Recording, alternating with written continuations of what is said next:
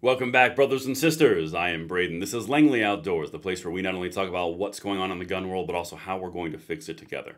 And the content that I'm going to show you right now is CNN finally coming around, Harry Enton, his last polls of the election, to realizing something that could be a little uncomfortable.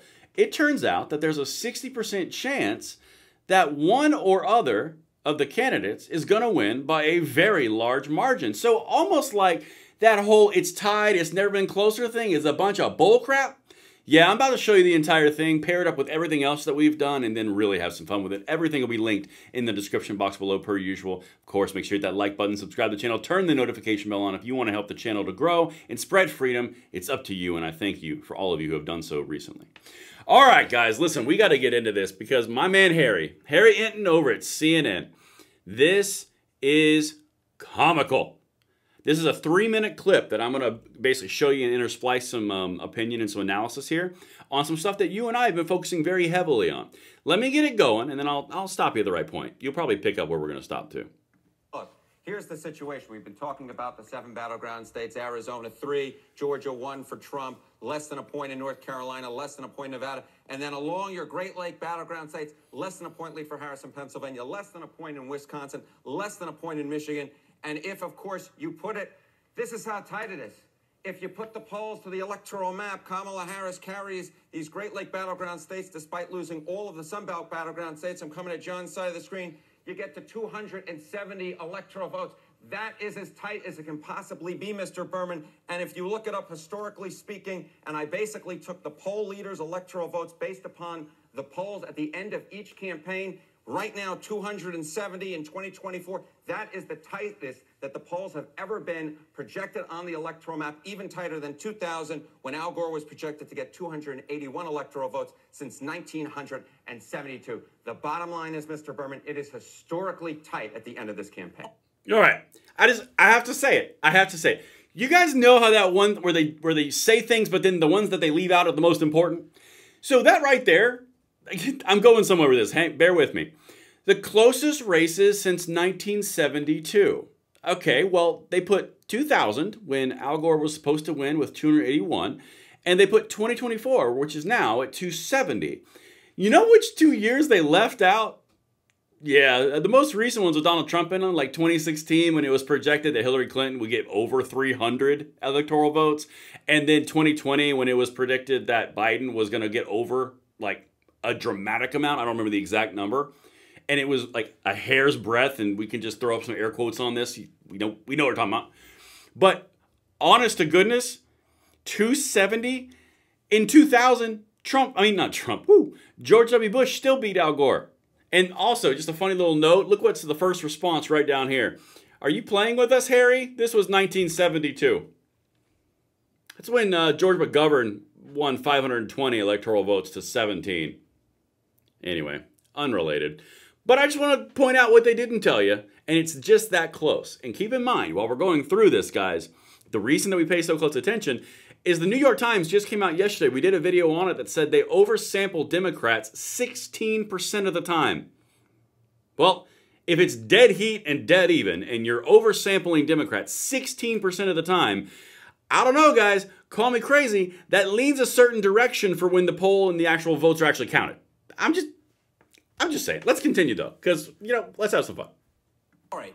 And the point, though, that you keep making, Harry, and it's such an important point to make here. Everyone says the race is tied, the race is tied. It very well may be. Yeah. But that doesn't mean there's not a possibility, maybe even a big possibility, maybe even a majority possibility that one candidate wins by a lot. That's exactly Wait right. for it. So, if you were basically to model this out, as a bunch of folks do, will the 2024 winner get 300-plus electoral votes?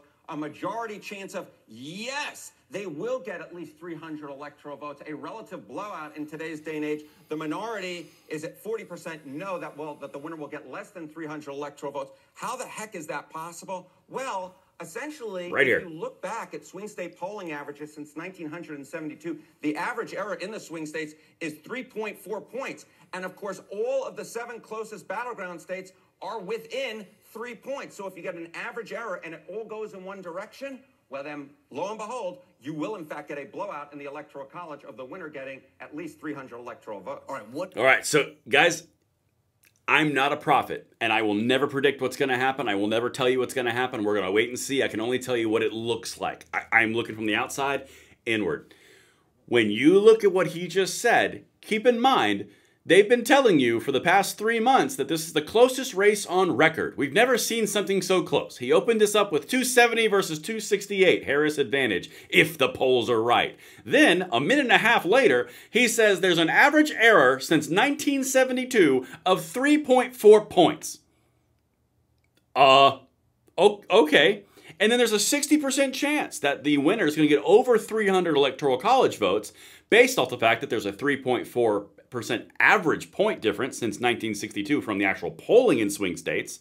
And then you stack in there the fact that Harris has less, about 50% of 18 to 40 black vote, less Latin vote, less union vote, less everybody vote except white women.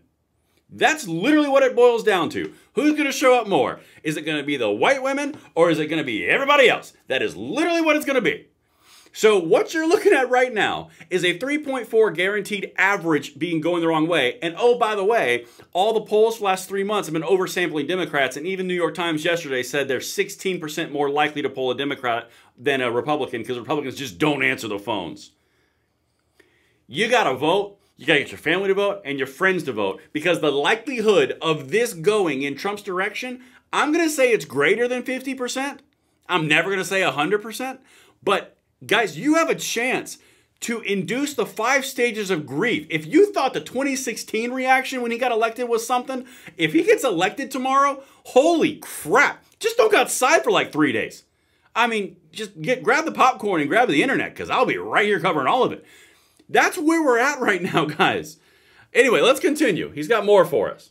What does that look like? What does that look like? Well, if the margin of error benefits Kamala Harris, you get an average poll miss, it benefits Kamala Harris. Of course, she wins all these Great Lake battleground states, but she also wins down in the Southeast, and she wins in the Southwest as well. She gets up to 319 electoral votes, a huge, big blowout by today's standards. Massive. Of course, it could go in the other direction. If the polling error benefits Donald Trump, he actually wins all these Great Lake battleground states. He wins in the Southeast, and of course, he wins in the Southwest, and he gets up to 312 electoral votes. The bottom line is this. I've been coming to you day after day after day with numbers. The only takeaway at this point, it's historically tight, but basically any scenario is on the table. Because one tilt one way or the other. Trump could do better than he did in 2016. Correct. But tilts the other way. Harris could do better than Joe Biden did. Exactly right. Okay, that's enough of them. That's all I needed. The whole point here, guys, is they just told you the quiet part out loud, but you have to extrapolate a few pieces of information together. If it swings one way or it's one huge direction, if it swings the other, this is not going to be, at least in my opinion, a razor-thin race. But who's the one candidate who always underperforms his polling? And the media is now out there saying, by the way, we might have missed him again. His name rhymes with Schrumpf. Just saying. That's what CNN's got. I'm going to show you guys tomorrow morning what my prediction is, my final one. I'm going to do it while everyone's voting so I don't influence it in a too different way. I'm not saying I'm that fancy schmancy. I just would rather do it right before the vote. But that's where we're at. Love to hear you guys' thoughts. Make sure you vote. See you on the next one.